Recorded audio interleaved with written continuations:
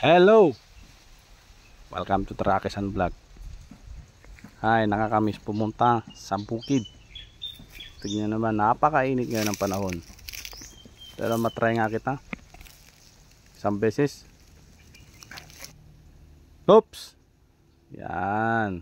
Andito na tayo ngayon sa Purok 6, sa Ginalbin. Kung makikita nyo yung daan na yan. Yan, bago po lahat yan. Bagong daan po yan.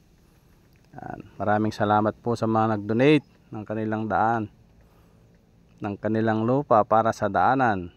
Yan. Makakapagpalabas na po tayo ng ating mga produkto. Galing pa po yan sa loob. Maraming salamat po.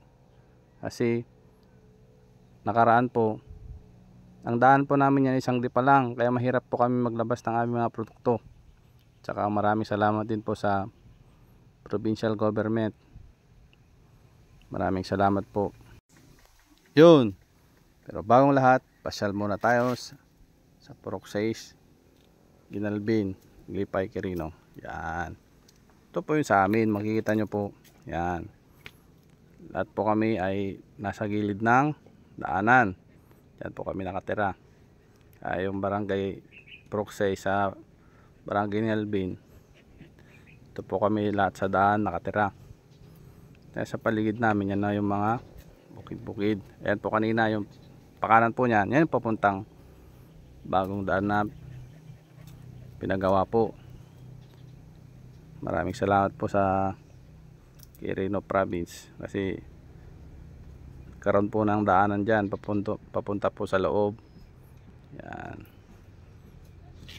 Yan o sa amin. Ito sa Purok 6. Yan, kung mapapansin nyo, yan, mga kanyan, mga maisan lang po yan, wala pa pong sakahan dyan. Ang mga sakahan po ng palay, dyan po sa mga naabutan ng tubig, ng irrigation. Yan, papansin nyo, sa bandang kaliwa, yan, may mga kwan po dyan, may mga palayan dito sa bandang kanan. Yan po yung mga maisan. Yan, dito lang po kami nakatira. Makikita nyo, yan, gilid lang po ng kalsada.